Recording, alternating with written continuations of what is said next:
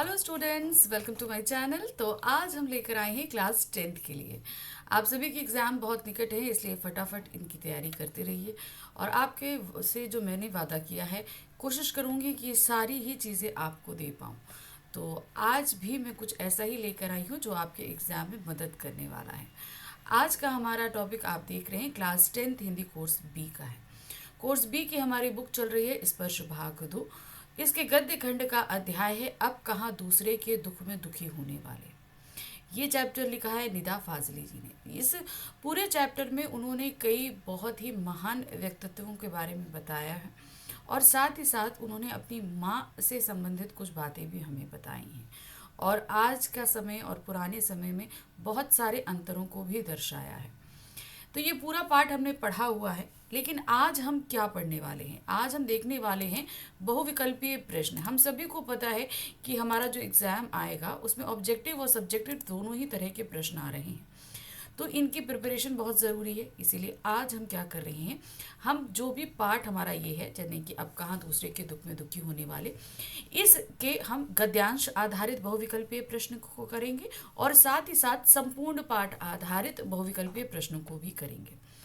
जो ध्यान रखना है वो आपको ये रखना है कि गद्यांश आधारित जो प्रश्न होते हैं वो सिर्फ जितना गद्यांश दिया गया है उस पर ही प्रश्न पूछे जाते हैं। कि संपूर्ण पाठ क्या होता है, पूरे पाठ में से कहीं से भी पूछ लेंगे।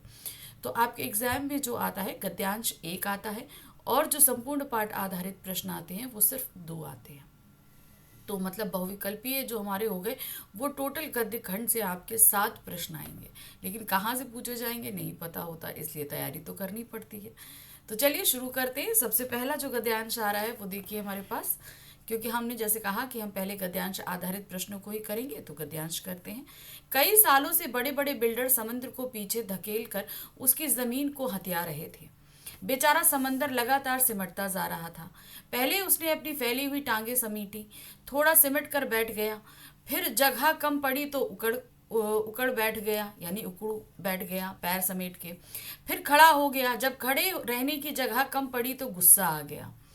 जो जितना बड़ा होता है उसे उतना ही कम गुस्सा आता है, परंतु आता तो है तो रोकना मुश्किल हो जाता है। और यही हुआ।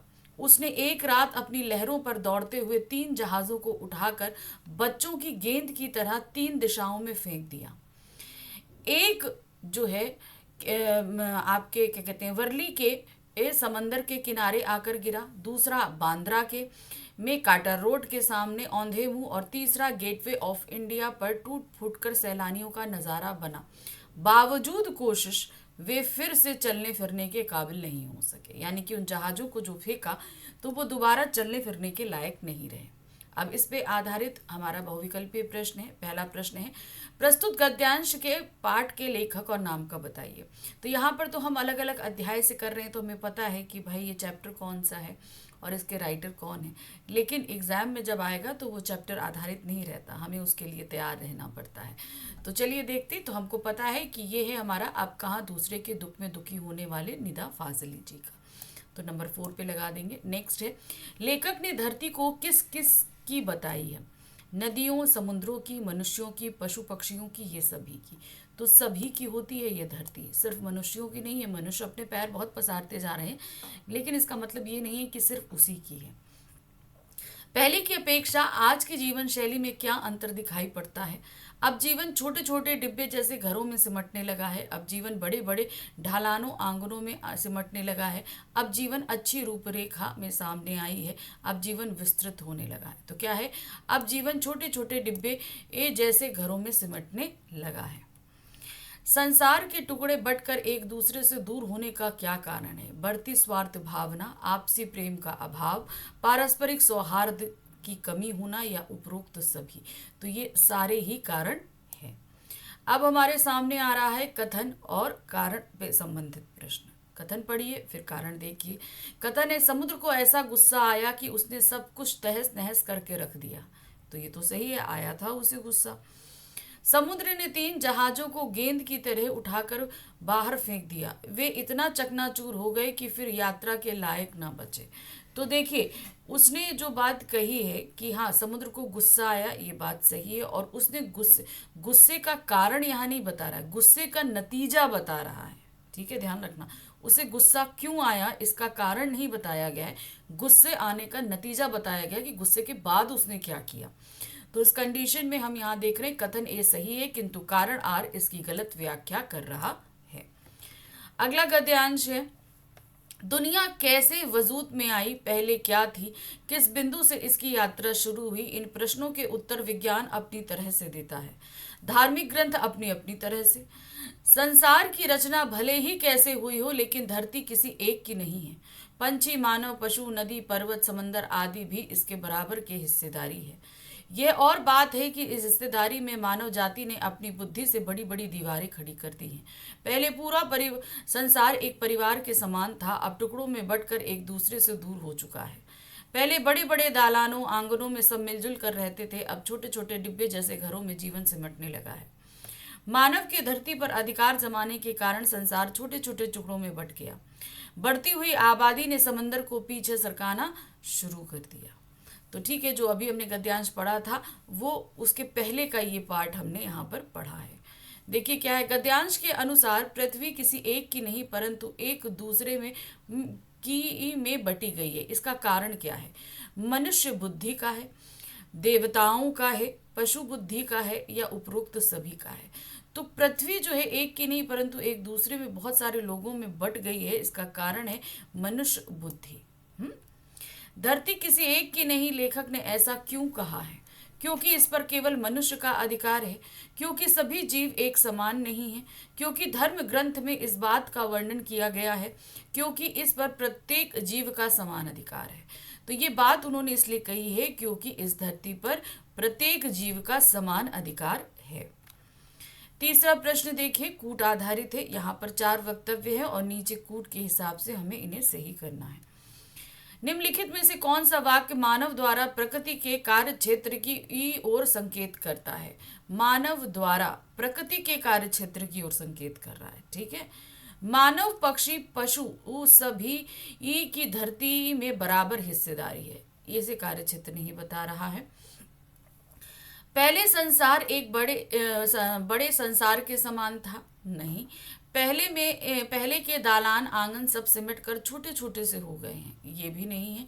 मनुष्य ने समुद्री किनारों पर कब्जा करना शुरू कर दिया है, ये सही है।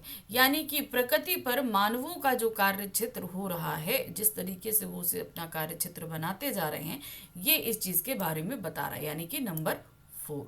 तो यहाँ पर आंसर रहेगा आपका ये 3rd वाला, जिसमें आंसर दिया है केवल 4। संसार के स्वरूप में आप क्या परिवर्तन आया है? अब पहले से अब में क्या परिवर्तन आ गया है? संसार परिवार के समान हो गया है, संसार टुकड़ों में बट गया है, संसार का विकास यथोचित ढंग से हो रहा है, संसार से भेदभाव समाप्त हो गया है। तो पहले से अब में ये फर्क आया है कि संसार टुकड़ों में बट गया है। पहले इस तरीके के टुकड़े नहीं थे, लेकिन मनुष्यों ने अपने स्वार्थों और जो कहते हैं ना लालच, धरती बहुत ज़्यादा धरती की लालच ने उन्हें इस धरती को टुकड़ों में बांट दिया है। अगला प्रश्न है, लेखक का आबादियों के समंदर को पीछे सरकाने से क्या अभिप्राय है? ये बात उन्होंने बोला है ना, आबादियों ने समंदर को पीछे सरका दिया है, ऐसा क्यों कहा है?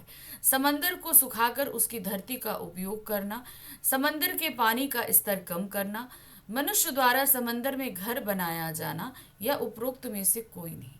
तो उसका सही कारण है, मतलब है समंदर को सुखाकर उसकी धरती का उपयोग करना। ऐसी बहुत जगह हो रहा है जहाँ पे आर्टिफिशियल तट बनाए जा रहे हैं और उन पे रिहायशी इलाके बनाए जा रहे हैं। अब आ गए गद्यांश संख्या 3 पे। यहाँ क्या दिया गया है? बढ़ती हुई आबादियों ने समंदर को पीछे सरकाना शुरू किया, पेड़ों को रास्तों से हटाना शुरू किया, फैलते हुए प्रदूषणों ने पंछियों को बस्ती से भगाना शुरू कर दिया तथा बारूदों की विनाश लीलाओं ने वातावरण को सताना शुरू कर दिया। अब गर्मी में ज्यादा गर्मी, बेवक्त की बरसातें, जलजले, सैलाब, तूफान और नित नए रोग मानव व प्रकृति के इसी असंतुलन के परिणाम हैं। नेचर की सहन शक्ति की एक सीमा होती है। नेचर के गुस्से का एक नमूना कुछ साल पहले बम्बई या मुंबई में देखने को मिला। यह नमूना इतना डरावना था कि बम्बई निवासी डर कर अपने अपने पूजा स्थल में अपने खुदाओं से प्रार्थना करने लगे। तो ये गद्यांश था। अब इस पर आधारित प्रश्न देखिए। बढ़ती हुई आबादी का प्रकृति पर क्या प्रभाव पड़ा? जब इतनी आबादी बढ़ रही है तो क्या हो रहा है? पेड़ों का काटा जाना, प्रदूषण के कारण पंछियों की प्रजातियों का नष्ट होना, समुद्र के किनारे बड़ी बड़ी इमारतें बनकर उनके स्वरूप को सीमित करना, या उपरोक्त सभी। तो यहाँ पर ये सभी कुछ हो रहा है, तो हम लगाएंगे उपरोक्त सभी। प्रश्न संख्या 2 है, मानव व प्रकृति के बीच असंतुलन का क्या परिणाम सामने आया है? बिन मौसम बरसात का होना, नए रोगों का आगमन होना, प्राकृतिक आपदाओं का आना, या उपरोक्त सभी। तो यहाँ पर ये सारी ही चीजें हो रही हैं। मानव और प्रकृति के बीच दो असंतुलन स्थापित हुआ है। प्रश्न संख्या 3 है, गद्यांश के अनुसार प्रकृति के बढ़ते असंतुलन का मुख्य कारण किसे माना गया है? किसको कहा गया है? बढ़ती हुई प्रजातियों को, बढ़ती हुई जनसंख्या को, मौसम चक्र के असंतुलन को, या पशु पक्षियों के पलायन को? तो इसको माना गया है बढ़ती हुई जनसंख्या को। नेचर की सहन शक्ति समाप्त होने पर वह किस रूप में सामने आती है? अगर प्रकृति का की सहन शक्ति समाप्त हो जाए तो वो किस रूप में सामने आएगी? कोमल रूप में, तटस्थ रूप में, रौद्र रूप में, या शांत रूप में? तो जाहिर सी बात है, जब उसकी सहन शक्ति समाप्त होगी तो वो रौद्र रूप में सामने आएगी। प्रश्न संख्या 5 कथन और कारण पर आधारित है। पहला कथन है हमारे पास में, अब प्राकृतिक असंतुलन के परिणाम विविध रूपों में सामने आने लगे हैं। मनुष्य ने सागर एवं धरती पर कब्जा करके प्रदूषण बढ़ाया है तथा अपनी जरूरतों के लिए पेड़ काटकर प्रदूषण को बढ़ाया है। तो देखिए, यहाँ पर असंतुलन के परिणाम विविध रूपों में सामने आ रहे हैं, ये एक कथन बताया गया है। लेकिन इस असंतुलन का कारण क्या है कि मनुष्य ने सागर एवं धरती पर इतना प्रदूषण बढ़ाया है कि और साथ ही साथ पेड़ों को काटा है, इसलिए ये असंतुलन बढ़ा है। तो कथन ए और कारण आर दोनों सही है, और कथन ए जो कारण आर है वो कथन ए की सही व्याख्या कर रहा है। तो ऑप्शन होगा आपका नंबर 4, कथन ए और कारण दोनों सही हैं तथा कारण आर कथन ए की सही व्याख्या करता है। गद्यांश संख्या है 4। ग्वालियर में हमारा एक मकान था। उस मकान के दालान में 2 रोशनदान थे। उसमें कबूतर के एक जोड़े ने घोंसला बना लिया। एक बार बिल्ली ने उचक कर 2 में से एक अंडा तोड़ दिया। मेरी माँ ने देखा तो उसे दुख हुआ। उसने स्टूल पर चढ़कर दूसरे अंडे को बचाने की कोशिश की, लेकिन इस कोशिश में दूसरा अंडा उसी के हाथ से गिर के टूट गया। कबूतर परेशानी में इधर उधर फड़फड़ा रहे थे। उनकी आंखों में दुख देखकर मेरी माँ की आंखों में आंसू आ गए। इस गुनाह को खुदा से मुआफ कराने के लिए उसने पूरे दिन रोजा रखा। दिन भर कुछ खाया पिया नहीं, सिर्फ रोती रही और बार बार नमाज पढ़ पढ़ कर खुदा से इसी गलती को मुआफ करने की दुआ मांगती रही। तो माँ बहुत साफ दिल की थी, तो उनसे कोई गलती हो गई जिसके लिए वो ईश्वर से मुआफ़ी मांगती हैं। अब इस पर आधारित हमारे पास बहुविकल्पीय प्रश्न है। पहला प्रश्न है, लेखक की माँ किस बात से दुखी थी? कौन सी ऐसी बात थी जिससे वो बहुत दुखी थी? ऑप्शन है, घर में कबूतरों ने घोंसला बना लिया था, कबूतर के दोनों अंडे टूट गए थे, कबूतर अंडों को छोड़कर चले गए थे, या बिल्ली अंडों को खा गई थी। तो वो इसलिए दुखी थी क्योंकि कबूतर के दोनों अंडे टूट गए थे, एक बिल्ली के द्वारा, एक खुद उनके द्वारा। नेक्स्ट क्वेश्चन है, लेखक की माँ खुदा से किस गुनाह को माफ कराना चाहती थी? पहला, अंडा तोड़ने का गुनाह, बिल्ली को मारने का गुनाह, दूसरा अंडा टूट जाने का गुनाह, या कबूतर का घोंसला तोड़ने का गुनाह। तो उनसे गुनाह हुआ था, कबूतर का दूसरा अंडा टूट गया था। तो सही ऑप्शन है आपका 3rd। प्रस्तुत गद्यांश से पता चलता है कि लेखक की माँ अत्यधिक क्या थी? संवेदनशील, स्वार्थी, कमजोर, या डरपोक? तो वो थी संवेदनशील, अर्थात दूसरों के दुखों में वो बहुत जल्दी दुखी हो जाया करती थी। प्रश्न संख्या 4 यहाँ कूट आधारित प्रश्न है। ध्यान से इसको देखिएगा। 4 वक्तव्य हैं, सही वक्तव्य ढूंढकर निकालना है। निम्नलिखित में से कौन सा वाक्य लेखक की माँ की संवेदनशीलता दर्शाती है? पहला वाक्य है, लेखक के मकान की दालान में कबूतरों ने घोंसला बनाया था। इस वाक्य से कहीं नहीं पता चल रहा कि उनकी माँ संवेदनशील थी। माँ ने स्टूल पर चढ़कर दूसरे अंडे को बचाने की कोशिश की, ये सही है। दूसरा आते हैं, दूसरा अंडा टूटने से माँ की आंखों में आंसू आ गए, ये भी उनकी संवेदनशीलता को व्यक्त कर रहा है। माँ कबूतरों के दुख से दुखी हो गई थी, तो ये भी सही है। तो यहाँ पर तीसरा, दूसरा, तीसरा और चौथा, ये तीन ऑप्शन सही हैं। तो यहाँ पर हम लगाएंगे ये फोर्थ वाला। ठीक। नेक्स्ट आते हैं नंबर 5। माँ की आंखों में आंसू आ गए थे क्योंकि कबूतर का अंडा बिल्ली ने तोड़ दिया था। कबूतर का अंडा लेखक की माँ से टूट गया था। लेखक की पत्नी ने कबूतर का अंडा तोड़ दिया था। कबूतर की आंखों में दुख देखकर व्यथित हो गई थी। तो उनकी माँ की आंखों में आंसू कब आए थे? वो कबूतर की आंखों में दुख देखकर बहुत ही परेशान हो गई और रोने लगी थी। अब आ गए हम गद्यांश संख्या 5 पर। कई वर्षों से बड़े बड़े बिल्डर समुद्र को पीछे धकेल कर उसकी जमीन को हथिया रहे थे। बेचारा समंदर लगातार सिमटता जा रहा था। पहले उसने अपनी फैली हुई टांगें समेटी, थोड़ा सिमट कर बैठ गया। फिर जगह कम पड़ी तो उकड़ू बैठ गया। फिर खड़ा हो गया। जब खड़े रहने की जगह कम पड़ी तो उसे गुस्सा आ गया। जो जितना बड़ा होता है उसे उतना ही कम गुस्सा आता है, परंतु आता है तो रोकना मुश्किल हो जाता है। और यही हुआ। उसने एक रात अपनी लहरों पर दौड़ते 3 जहाज़ों को बच्चों की नींद की तरह 3 दिशाओं, बच्चों की गेंद की तरह 3 दिशाओं में फेंक दिया। एक वर्ली के समंदर के किनारे पर आकर गिरा, दूसरा बांद्रा के कार्टर रोड के सामने औंधे मुंह, और तीसरा गेटवे ऑफ इंडिया पे टूट फूट कर सैलानियों का नजारा बना। बावजूद कोशिश वे फिर से चलने फिरने के काबिल नहीं हो सका।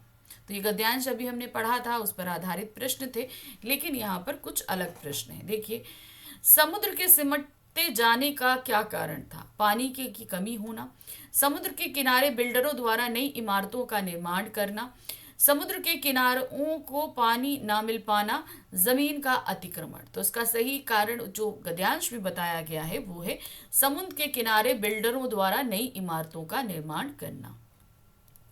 पहले उसने अपनी फैली हुई टांगें समेटी, पंक्ति में उसने शब्द किसके लिए प्रयुक्त हुआ है? ये समुद्र के लिए हुआ है, समुद्रों के लिए हुआ है। लेखक के लिए, समुद्र के लिए, बच्चे के लिए या सैलानी के लिए? तो ये इस्तेमाल हुआ है समुद्र के लिए। प्रश्न संख्या 3 है, जो जितना बड़ा होता है उसे उतना ही कम गुस्सा आता है। यह पंक्ति किस संदर्भ में कही गई है?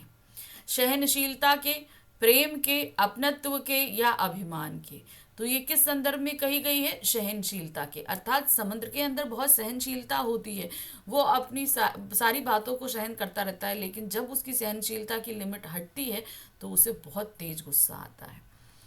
प्रश्न संख्या 4 है, समुद्र ने अपने गुस्से को किस प्रकार प्रकट किया? सुनामी के माध्यम से, बड़े बड़े जहाजों को उठाकर पटकने के माध्यम से, बाढ़ के माध्यम से या उपरोक्त सभी? तो उसने कैसे व्यक्त किया? उसने बड़े बड़े जहाजों को उठाकर पटकने के माध्यम से व्यक्त किया। अब आ गए हम कथन और कारण संबंधी प्रश्न पे। प्रश्न क्या है देखिए, मनुष्य द्वारा लगातार किए जा रहे अतिक्रमण से समुद्र को गुस्सा आ गया। तो बात तो सही है, आया था। मनुष्य अपनी आवासीय जरूरत पूरी करने के लिए समुद्र पर कब्जा करता जा रहा है। उसने दुखी समुद्र जन धन की भयंकर क्षति करके अपना गुस्सा प्रकट करता है। अब क्या चीज हुई? ये बात तो सही है, मनुष्य जो काम कर रहा है उसने क्यों किया है, क्यों वो गुस्से को बढ़ा रहा है? क्योंकि वो अपनी आवासीय जरूरत पूरी कर रहा है और इससे समुद्र को गुस्सा आ जाता है। तो कथन ए और कारण आर दोनों सही है और कारण आर कथन ए की व्याख्या करता है। तो यहाँ आपका 4th ऑप्शन सही है। नेक्स्ट क्वेश्चन से हमारा शुरू हो रहा है संपूर्ण पाठ आधारित प्रश्न। अभी हम कर रहे थे गद्यांश आधारित प्रश्न, तो अब हम आ गए हैं आपके संपूर्ण पाठ आधारित प्रश्नों पे। तो पूरा पाठ देखेंगे अब हम। पहला प्रश्न है, वर्तमान समाज में मौजूद शाश्वत मूल्य किसकी देन है? शाश्वत का मतलब होता है जो हमेशा रहती है। व्यवहारवादी व्यक्तियों की, आदर्शवादी व्यक्ति की, प्रैक्टिकल आइडियलिस्टों की या उपरोक्त सभी? तो यहाँ पर वर्तमान समाज में मौजूद शाश्वत मूल्य जो है वो किसकी देन है? वो है आपके आदर्शवादी व्यक्ति की। नेक्स्ट है, सुलेमान की क्या विशेषता बताई गई है? सोलोमन या सुलेमान, उनकी क्या विशेष? वह मनुष्य के दिलों की बात समझ लेता था, वह एक बादशाह था, वह अनेक भाषाओं का विद्वान था, वह जीव जंतुओं की भाषा समझता था। तो सुलेमान जी की ये विशेषता थी कि वह सभी जीव जंतुओं की भाषा को समझते थे। चींटियों को सुलेमान ने क्या कहकर धीरज बंधाया। अब चींटियां जो डर कर भाग रही थी, उसे सुलेमान ने क्या कहा जिससे उनमें धीरज बंधा। मैं तुम्हें कुछ नहीं कहूंगा, मैं तुम्हारी रक्षा करूंगा। मैं मुसीबत नहीं, मोहब्बत हूँ, रखवाला हूँ। मैं तुम्हें कुछ खाने को दूंगा। तो क्या बोला था, सभी चींटियां जब डर के भाग रही थी तो उन्होंने बोला था, मैं मुसीबत नहीं, मैं मोहब्बत हूँ, रखवाला हूँ। पृष्ठ संख्या 4 है, शेख अयाज किस भाषा के कविता के कवि थे। तो वो सिंधी भाषा के कविताओं के कवि थे। तो यहाँ पर हम लिखेंगे नंबर 1। शेख हयाज के पिता ने खाना खाते समय अपने बाजू पर क्या देखा। उन्होंने एक च्योंटा देखा था, याद है ना। छोटा सा जख्म, एक चोंटे को रेंगते हुए, तिलक का निशान या रक्त बहता हुआ। तो सही क्या था, एक चोंटे को रेंगते हुए देखा। लश्कर को नूह के लकब में क्यों याद किया जाता है। क्यों उन लश्कर को नूह के लकब में बोला जाता है। वे बहुत परोपकारी थे, वे किसी की सहायता नहीं करते थे, वे जीवन भर रोते रहे, वे बहुत धनवान थे। तो नूह जो है वो जीवन भर रोते रहे, इसलिए उन्हें लश्कर के नूह के लकब में याद किया जाता है। लेखक के अनुसार इस धरती पर किसकी अधिक हिस्सेदारी है। मानव मात्र की, पशु जगत की, पक्षी की, या धरती पर रहने वाले सभी प्राणियों की। तो ये धरती सभी प्राणियों के लिए समान रूप से निर्मित हुई है, तो इस पर सभी की जो है हिस्सेदारी है। तो नंबर 4 सही है। मानव जाति ने अपनी बुद्धि से क्या किया है। अब उसने अपनी बुद्धि से क्या किया। प्रकृति का पोषण, प्रकृति और मानव के बीच बड़ी बड़ी दीवारें खड़ी कर दी, जीव जंतुओं को बढ़ावा दिया, दुनिया के वजूद को सामने लाया। तो उसने क्या किया, उसने प्रकृति और मानव के बीच बड़ी बड़ी दीवारें खड़ी कर दी थी। अब जीवन कैसे घरों में सिमटने लगा है। हवादार घरों में, वातानुकूलित घरों में, डिब्बानुमा घरों में, या विशाल आकार के घरों में। तो कैसे, डिब्बानुमा घरों में, यानी कि जो हम लोग फ्लैट में रहते हैं वो बहुत छोटे छोटे घर होते हैं, उनमें आंगन तक नहीं होता है। तो कैसे हो गए हैं, वो डिब्बानुमा घर हो गए हैं। पृष्ठ संख्या 10 है, बड़े बड़े बिल्डर समुद्र को पीछे क्यों धकेल रहे हैं। ताकि वे उसकी जमीन हथिया सके, ताकि वे वहां से कचरा हटा सके, ताकि वे प्रकृति के साथ एकाकार कर सके, ताकि वे चिंता मुक्त जीवन जी सके। तो बड़े बड़े बिल्डर समुद्र को पीछे क्यों ढकेल रहे हैं, ताकि वे उसकी जमीन को हथिया सके और वहां पर भी बिल्डिंग्स बना सके। प्रकृति मनुष्य को कब दंडित करती है, यानी कि कब उसे दंड देती है या सजा देती है। जब वह समुद्र को छेड़ता है, जब वह नई इमारत बनाता है, जब वह कोई कार्य नहीं करता है, जब वह प्रकृति से अधिक छेड़छाड़ करता है। तो जाहिर सी बात है, अगर हम प्रकृति के साथ छेड़छाड़ करेंगे तो प्रकृति हमें दंड जरूर देगी। लेखक की मां ने रोजा क्यों रखा था। रमजान के कारण, झूठ की माफी के कारण, कबूतर का अंडा टूट जाने के कारण, या बिल्ली द्वारा रास्ता काट जाने के कारण। तो क्यों रखा था, कबूतर का अंडा टूट जाने के कारण उन्होंने रोजा रखा था। प्रश्न संख्या 13 है, कबूतर परेशानी में इधर उधर क्यों फड़फड़ा रहे थे। अत्यधिक भूख लगने के कारण, बहुत अधिक ठंड के कारण, दोनों अंडे टूट जाने के कारण, या घोंसला ना बनने के कारण। तो वो इधर उधर क्यों फड़फड़ा रहे थे, क्योंकि उसके दोनों अंडे टूट गए थे, एक बिल्ली के द्वारा और एक लेखक की मां के द्वारा। प्रश्न संख्या 14 है, ये कथन कारण पे आधारित है, लेकिन अब कथन और कारण हमारा संपूर्ण पाठ पर होगा। क्या है, मनुष्य का जीवन अब डिब्बानुमा कमरों में सिमटने लगा है। बात सही है। परिवार छोटे होते जाने से मनुष्य की जरूरतें घट गई हैं। अब इसे बड़े बड़े मकान, दालान, आंगन आदि की जरूरत नहीं है। तो देखिए, कथन ए तो सही है, लेकिन कारण आर गलत है। क्योंकि कारण ये है इसका, क्योंकि अब हमारी जनसंख्या बढ़ गई है और बढ़ने के कारण अब जगहें उतनी नहीं है, इसलिए हम ऐसे घरों में सिमट गए हैं। तो कथन ए सही है, लेकिन कारण आर इसकी सही व्याख्या नहीं कर रहा है। तो यहाँ पर सही होगा नंबर 3। कथन ए सही है, किंतु कारण आर उसकी गलत व्याख्या करता है। अब आ जाते हैं प्रश्न संख्या 15 पर। निम्नलिखित में से कौन सा वाक्य ग्वालियर से मुंबई के मार्ग में बस्तियां बसने से प्रकृति एवं वातावरण पे हुए प्रभाव को दर्शाता है। तो कौन सा है? बस्तियों ने पेड़ पौधे तथा वन्य जीवन के आवास कम कर दिए हैं। बस्तियों के कारण आसपास प्रदूषण बढ़ गया है। लोगों की जीवन शैली में बदलाव नहीं आया है। आसपास दूर दूर तक हरे जंगल देखे जा सकते हैं। तो अब इसमें जो हम देखेंगे वो सही क्या है, आपका जो ऑप्शन चल रहा है वो पहला वाला सही है। बस्तियों ने पेड़ पौधे तथा वन्य जीवनों के आवास कम कर दिए हैं। और दूसरा है आपका, बस्तियों के कारण आसपास प्रदूषण बढ़ गया है। तो यहाँ पर हमारा सही होगा ये सेकंड ऑप्शन। इस तरीके से यहाँ पर इस पार्ट के प्रश्न खत्म हुए। मिलती हूँ अगले वीडियो में, जिसमें हम फिर से नेक्स्ट चैप्टर के एमसीक्यूज लेकर आएंगे। Thank you for watching. Bye bye.